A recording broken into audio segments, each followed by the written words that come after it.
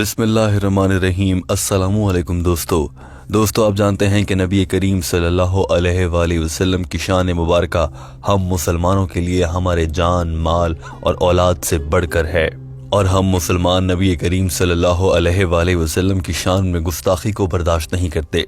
मुतअद्दिद बार ऐसे वाक़यात भी पेश आए हैं जब लोगों ने नबी करीम सल्लल्लाहु अलैहि वसल्लम की शान में गुस्ताखी करने वाले को मौके पर ही जान से मार दिया, यानी कत्ल कर दिया। मगर दीन इस्लाम तो कहता है कि जिसने किसी एक इंसान को कत्ल किया उसने गोया पूरी इंसानियत को कत्ल कर दिया। क्या नबी करीम सल्लल्लाहु अलैहि वसल्लम की शान में गुस्ताखी करने वाले को मार देना या कत्ल कर देना दीन इस्लाम के अहकामात के मुताबिक है? डॉक्टर जाकिर नाइक से इसी हवाले से सवाल किया गया था। टीम हम कदम अंग्रेजी ज़बान में होने वाली इस गुफ्तगू का उर्दू तर्जुमा आपके लिए लाई है। आइए बढ़ते हैं आज की वीडियो की जानिब। सवाल करने वाले ने डॉक्टर जाकिर नाइक से पूछा था कि मुसलमानों को आम तौर पर इश्तियाल दिलाने की कोशिश की जाती है और उसका ज़रिया बन जाता है सोशल मीडिया और इंटरनेट, जहां पर बहुत से गैर मुस्लिम दीन इस्लाम से मुताल्लिक और नबी करीम सल्लल्लाहु अलैहि वसल्लम की शान में ऐसी गुस्ताखी करते हैं कि हमें बहुत गुस्सा आ जाता है। ऐसे में एक मुसलमान को क्या करना चाहिए?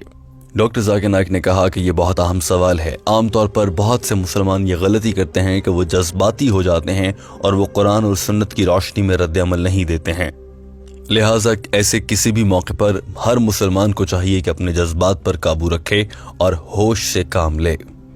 और मुसलमानों के जज्बाती होने की मिसाल मैं ऐसे दे सकता हूँ कि आज से कुछ साल पहले जब डेनमार्क में एक अखबार ने, जिसका नाम चार्ली हेब्डो है, जब उसने नबी करीम सल्लल्लाहु अलैहि वसल्लम के खाके और कार्टून बनाकर अपने अखबार में शाया किए, तो मुसलमानों का रद्द अमल जो नज़र आया उसको हम जस्टिफाई तो नहीं कर सकते, मगर मुसलमानों का रद्द अमल बहुत ख़तरनाक था।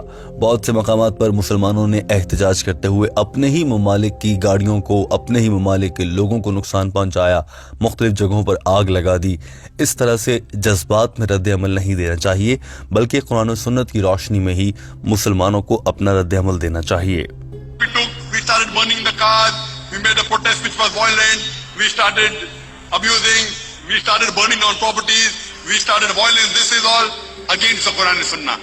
डॉक्टर जाकिर नाइक ने कहा कि अब बात कर लेते हैं इस मसले के हल के लिए। सबसे अहम चीज़ ये है कि इस मामले पर रद्द अमल देने के लिए मुसलमानों की तरफ से एक बाकायदा तंजीम होनी चाहिए।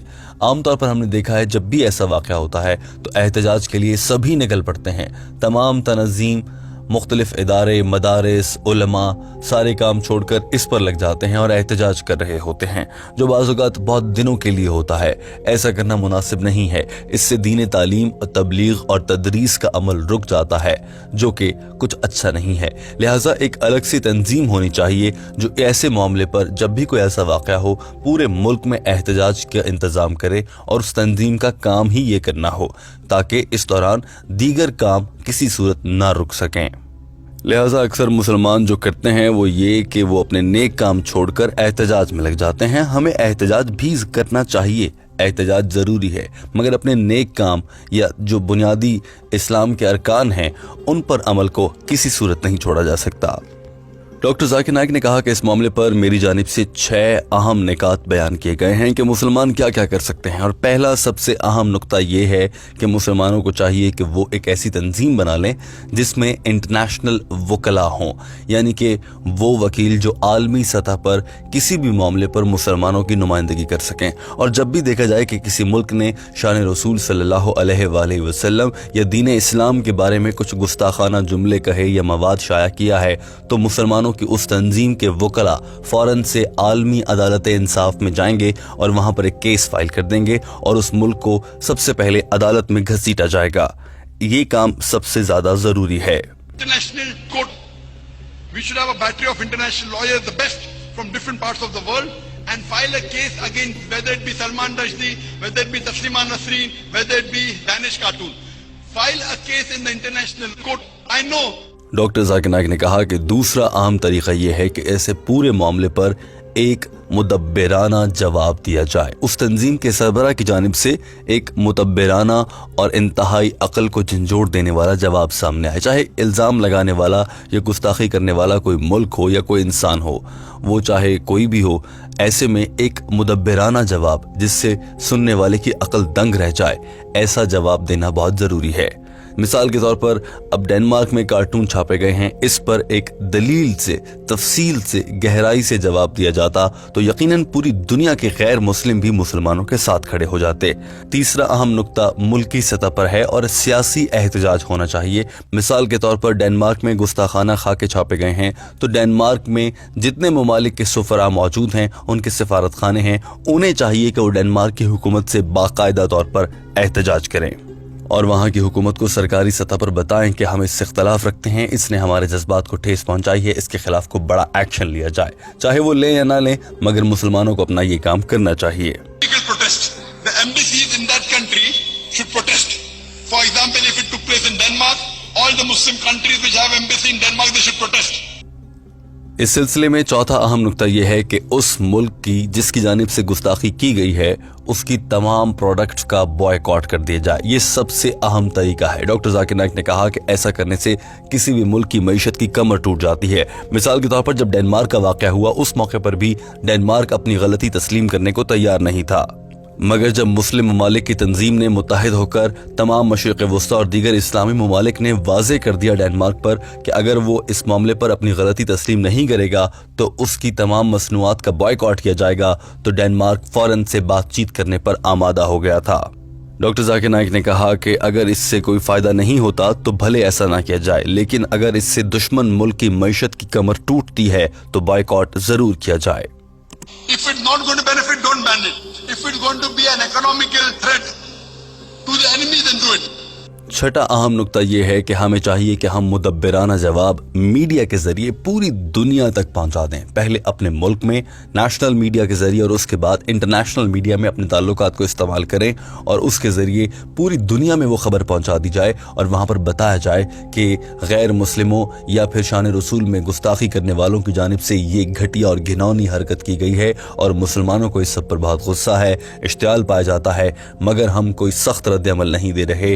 ہم اس پر مدبرانہ جواب دیتے ہوئے پوری دنیا سے مطالبہ کرتے ہیں کہ اس معاملے پر مسلمانوں کے ساتھ کھڑا ہوا جائے اور ایسی گستاخی کرنے والے کو فوراً سے سزا دی جائے۔ یہ طریقہ بہت اچھا ہے۔ اس طرح سے میڈیا یعنی کہ ٹیلی ویژن، ریڈیو، اخبار اور دیگر ذرائع کے ذریعے مسلمانوں کا یہ مدبرانہ رد عمل پوری دنیا دیکھے گی، اور جب دنیا یہ دیکھے گی کہ مسلمانوں کو اس حد تک تکلیف پہنچائی گئی ہے مگر وہ جذبات پر قابو رکھتے ہوئے دنیا کو نقصان پہنچانے، بڑے احتجاج اور توڑ پھوڑ کرنے کے بجائے مدبرانہ طور پر جواب دے رہے ہیں اور مطالبہ کیا جا رہا ہے پرامن طریقے سے کہ شان رسول یا پھر شان اسلام میں گستاخی کرنے والے کو گرفتار کیا جائے یا اسے سزا دی جائے۔ We should utilize the media to reply to all these allegations and all these blasphemous things. Use the media, television, radio broadcast station, internet. See to it that we give reply on intellectual level.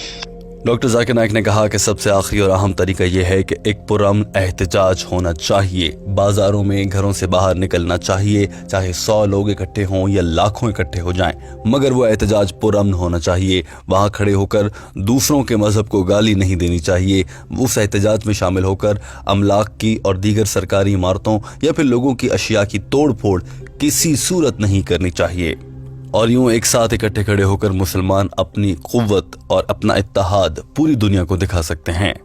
Doctor Zakir Naik نے اپنی بات مکمل کرتے ہوئے کہا کہ انشاءاللہ اس سے اچھے نتائج بھی ملیں گے اور اس سے مسلمانوں کو ثواب بھی ہوگا۔ Inshallah, this will get results and this will earn thawab for us. Hope that answers the question. Doctor Zakir Naik اپنی بات مکمل کر چکے تھے۔ دوستو، ٹیم ہم قدم یہاں آپ سے ایک اہم سوال کرنا چاہتی ہے، اور وہ یہ ہے کہ موجودہ دور میں دیکھا جا رہا ہے بہت سے لوگ اپنے ذاتی دشمنی، اپنے ذاتی غصے نکالنے کی خاطر بعض اوقات کسی دوسرے انسان کو قتل کر دیتے ہیں اور بعد میں الزام لگا دیا جاتا ہے کہ اس نے شان رسول میں گستاخی کی تھی۔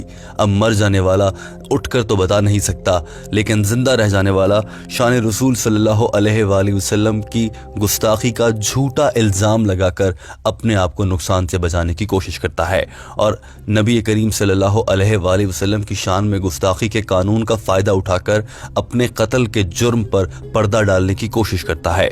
दोस्तों, आपकी इस पर क्या राय है? मुसलमानों को इस सूरत हाल से निकलने के लिए क्या करना चाहिए? क्या हुकूमत को यह हुक्म दे देना चाहिए कि कोई भी शख्स गुस्ताखी करने वाले को मौके पर कत्ल नहीं करेगा, बल्कि मामले को अदालत में लाया जाएगा?